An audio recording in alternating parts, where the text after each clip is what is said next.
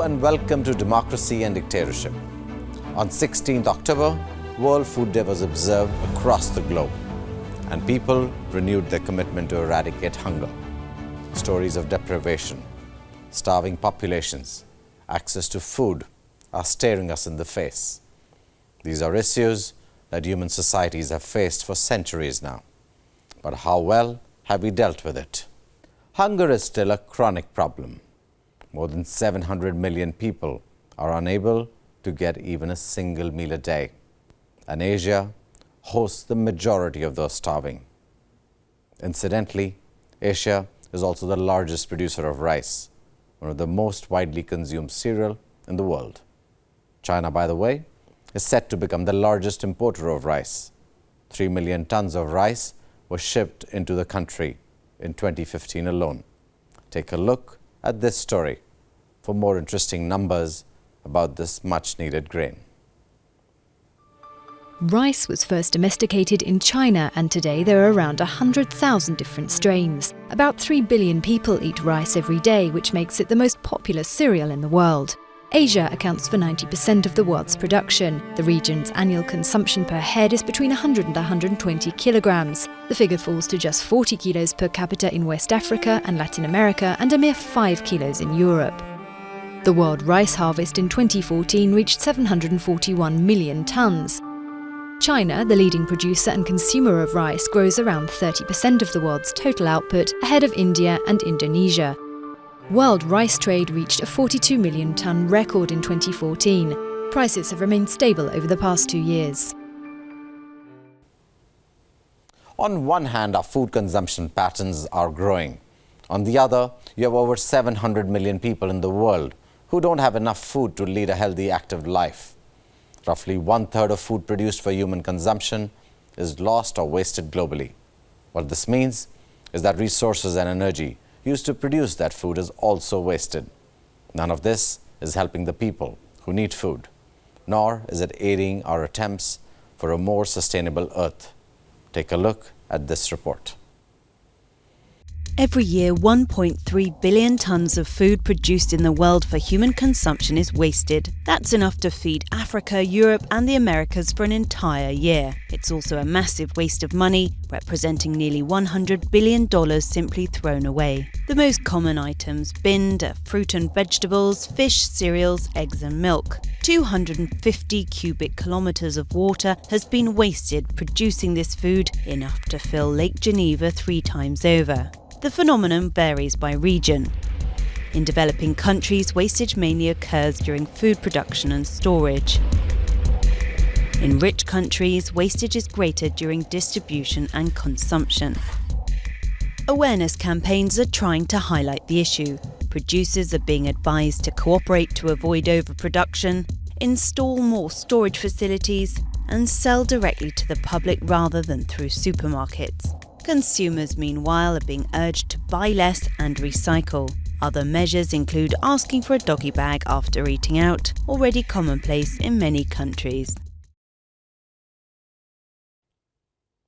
The situation is grim, but it hasn't stopped people from trying to make the most of what is available. There are so many organizations out there that are doing their best to feed thousands of people and to minimize wastage. Our correspondent, Ladin Bhutia, met with one such group called Feeding India. Here's what their work looks like.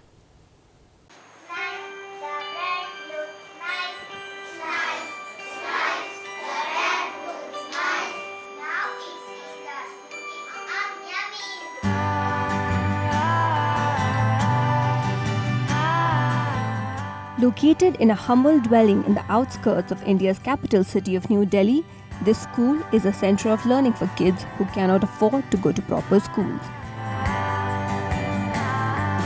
The kids that attend this school aren't as privileged as many of us.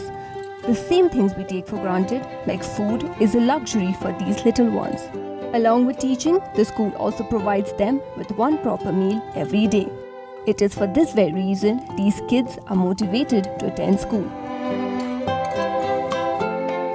Feeding India is a not-for-profit youth-run organization. What we aim to do is solve hunger, malnutrition and food waste in the country. So primarily what we do is we channelize what is in excess, the food, and we give it to people who don't have it. So we give it to people who can't earn for themselves. So this can be orphans, elderly, specially able people. These are the three kinds of people we give food to. Feeding India, an NGO that started in 2014, is behind this initiative. This youth organization takes excess food from weddings, restaurants, etc. and supplies them to many such schools and people in need of it. In February, when we started giving food, there were about 70 kids here. Now, because they get food and that's like a motivation for parents to send their kids to school. Literally, almost 50%, 120 kids now attend this school. मुझे यहाँ पढ़ाई करने में बहुत मज़े आते हैं। मेरे को यहाँ आना बहुत अच्छा लगता है। यहाँ मेरे को बहुत टेस्टी खाने मिलते हैं। The kids have access to a balanced meal every day because of one small contribution from several individuals brought together by Feeding India. Feeding India company है जो हमसे जुड़ी हुई है, जो बच्चों को बहुत अच्छा खाना सर्व कर रही है। टाइम से आती हैं और टाइम से ही बच्चों को सर्व करके और बच्चों को अच्छा खाना उनको दिया जाता है उनकी तरफ से। मैं तो चाहती हूँ भविष्य में और भी ऐसी फीडिंग इंडिया जैसी कंपनी हमसे जुड़े ताकि बच्चों को प्रोटीन्स, विटामिन्स, अच्छी चीज़ें मिल सकें। गरीब बच्चों के लिए बहुत सहायता करते हैं, बच्चे पढ़ने आते हैं, 100-125 बच्चे आते हैं पढ़ने के लिए। अच्छा खाना मिलता है, कॉपी, किताब, पेंसिल, सब कुछ यहाँ पे मिलता है। We're encouraging everyone to donate a meal. Step out and be kind. Just help someone they see on the road or whoever they cross every day.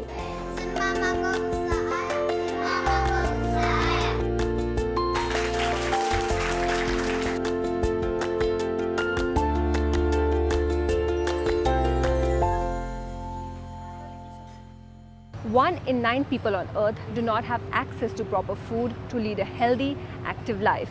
In India alone, 194.6 million people are undernourished. Feeding India is one small initiative that is trying to battle starvation in India. Ladin Bhutia for WION. We're going to take a short break now. When we come back, we're going to talk about food security and its implications on the health of a nation. Joining us for the discussion is Shyam Khatka from the FAO, the Food and Agricultural Organization, and Mihir Sharma from the Observer Research Foundation.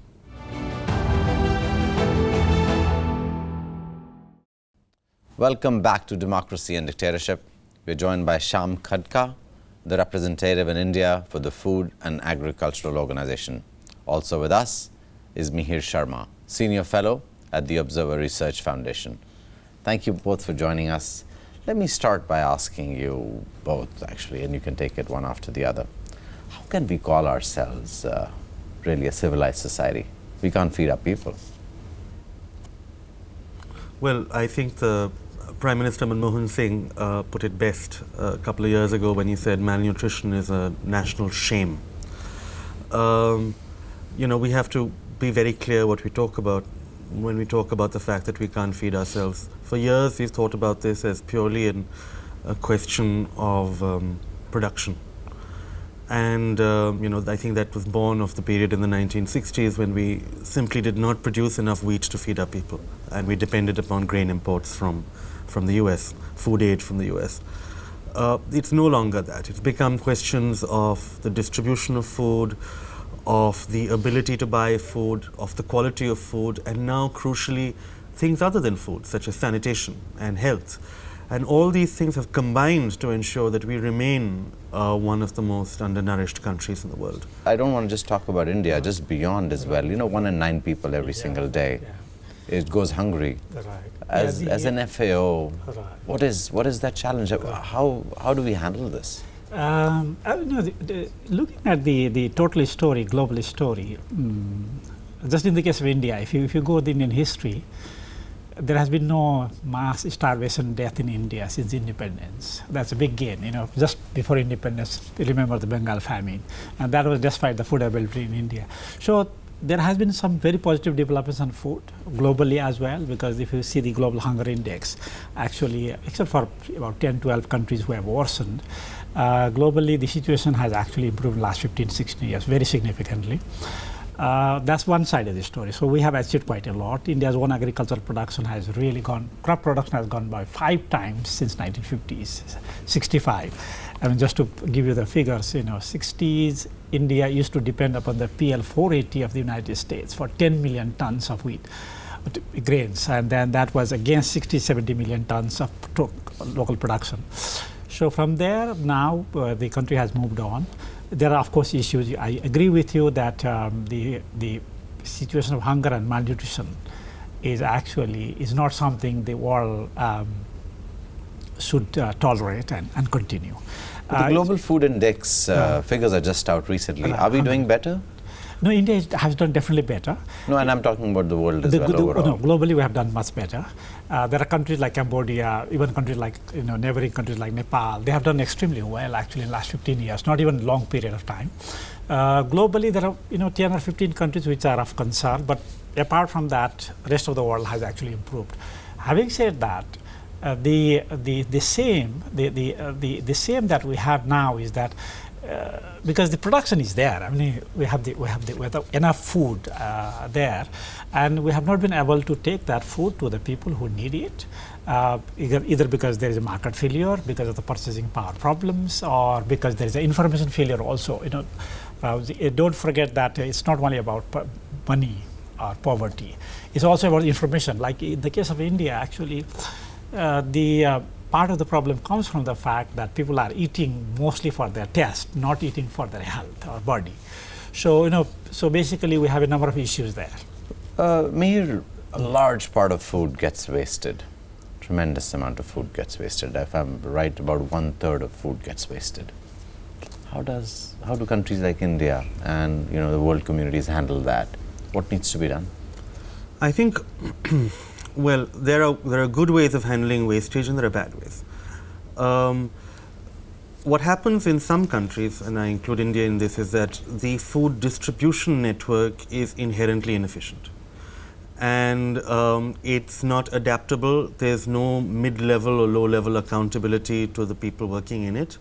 So when that happens, you go by dictate sent from on high in some sense. So you're not responding to what your local area needs. You just know that you have to buy a large stock and then you disperse it when another piece of paper comes. That is a sort of surefire way in which to ensure that you build up a large stock but don't necessarily use it in the best way. The ideal situation, of course, is that if you could have a working market in which everybody had the purchasing power to actually buy food. But we have to accept that there are some countries that can't do that either.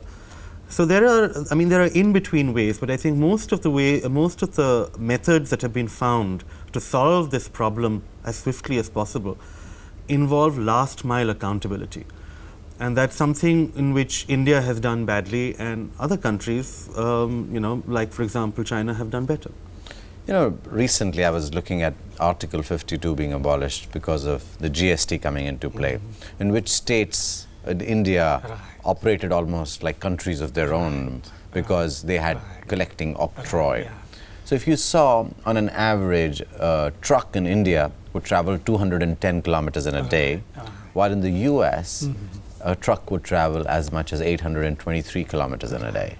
Now something like that obviously impedes the free flow of goods, which includes foods which are perishable.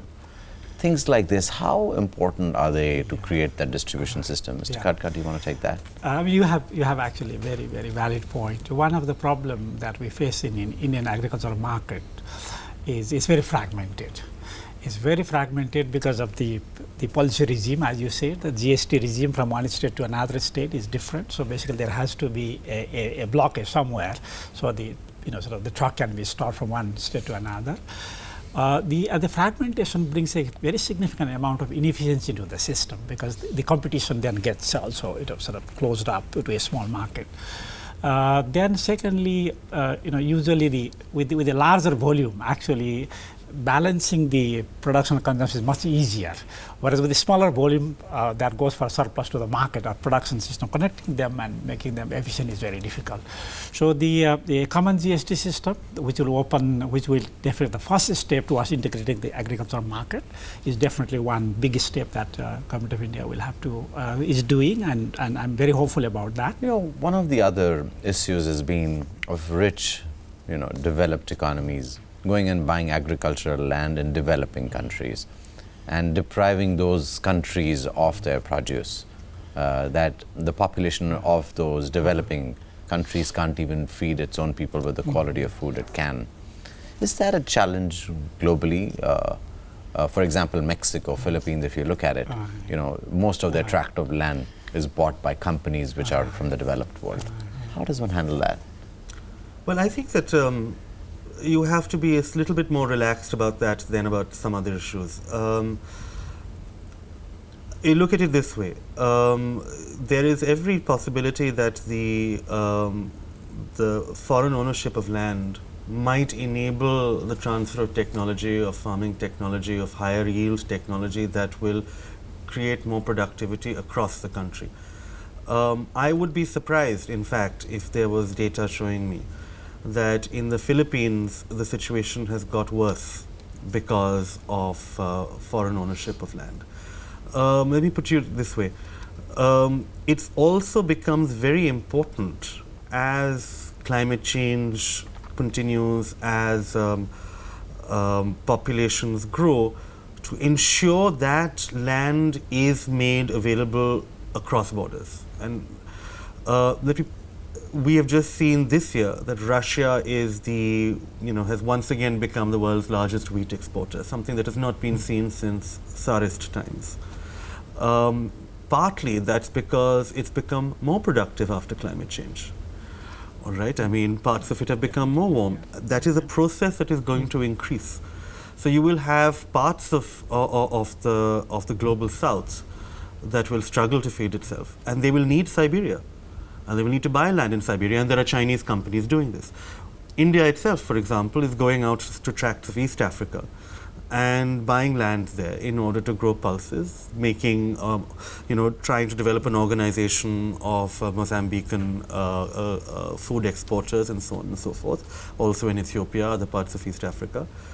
The purpose behind this is essentially to say that individuals will have the ability to get their food from various different parts of the world. You need to be able to integrate the world market, and where food is produced and where it is consumed, so that no individual place becomes subject to the pressures of population or the pressures of climate change. I'll take a short break now. We want to talk about how climate change impacts as we go forward, because climate change is certainly going to have a role to play in dropping some of that food production.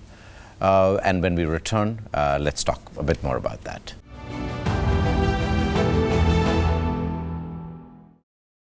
Welcome back to the show. We've been talking with Shyam Khadka and Mihir Sharma on food security. Let's pick up where we left. Climate change, it has already impacted 25% of production. And in order to feed humanity by 2050, we'll at least need 50% more production. Is it achievable, Mr. Khadka? Of course, climate change will have a negative impact because, in India's case, because most of our agriculture is tropical agriculture, so the temperature rise, average temperature rise will affect, especially the wheat. What happens for the wheat is that if the nighttime temperature goes up, wheat production goes down. That will definitely affect us. But despite the severity of the climate events, whether it's rainfall, whether it's drought, whether it's flood, all will become more intense. The technology is not an issue. Institutional matters, the price and other factors do work on it. So the 50% production level is definitely possible. But the issue there would be that some of the production systems will have to relocate it. If there is a political will to do those things, it's very doable. Even India can increase the food production by 50% without much of a problem. Do you see any challenges to that, Mihir, as we go forward? Well, as we just heard, it's an institutional and political problem above all. I mean, if you look at the history of the 20th century and the past 50 or 60 years in particular, you've only had famines because of political intervention.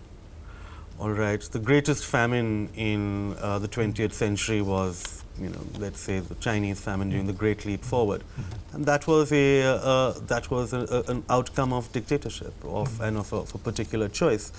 How has China recovered from that?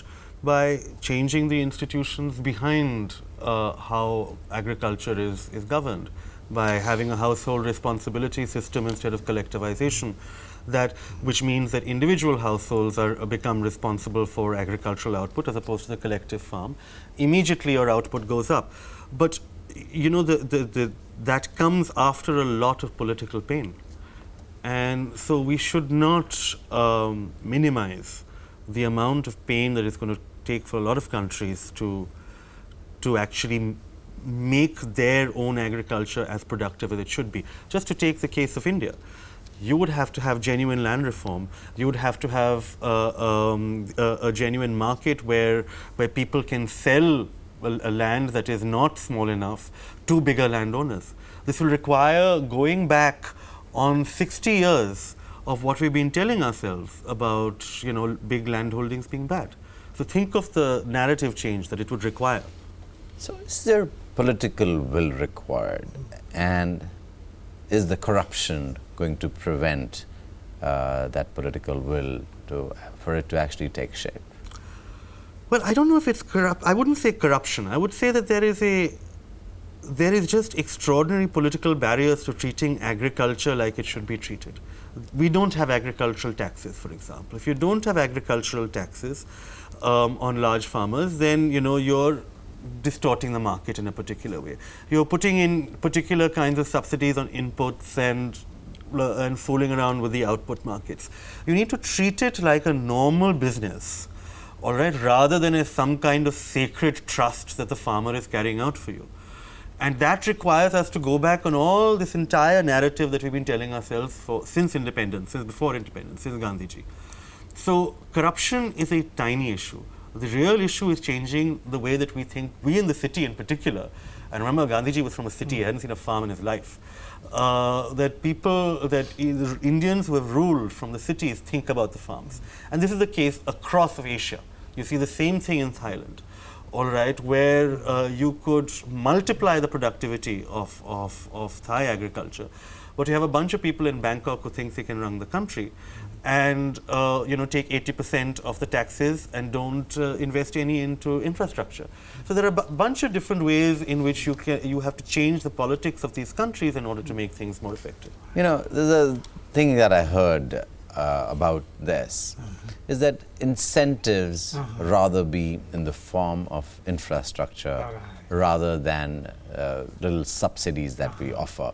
And that possibly will bring about a change where you will change the market structure and its policy. Do you think that's required in a country like India and other countries in the region and the world? The issue is, when 60s and 70s, India and the rest of the world actually had food production issues. So we incentivized the production system at that time, including India. There was Professor Kalon's committee, the price support system came out of that. Not only the green revolution technology, but the price support system came with that. At that time, that was very right policy because without incentives, farmers wouldn't move. So basically, Punjab, Haryana, Western UP, gained a lot. But through time, that minimum support price led us to design public distribution system. In Vajpayee's time, with his frustration as Prime Minister, so that was a good move. But as sort of we move on, the incentive structure also has to adapt to other situations, and the adaptation has not perhaps been quick enough in our case. I mean, the government is definitely working on it. The direct benefit transfer would be one way where the social safety net mechanism still keep on working, but the distortion that market that was mentioned earlier. We will take away that distortion while taking care of social safety thing. So basically, you are very right. Incentive is a big issue we need to deal with. Taking away incentive or giving incentive does not mean that social safety system will have to be taken away. Social safety system should still be there, but overall, the agricultural market should operate much more normally, which is not the case in most of the world, actually, not only India. And in this one thing that I would like to bring to your attention is that there are interest groups. What you say perhaps it's not a corruption. Like sometimes there is a clash of interest between the farmers and the urban consumers.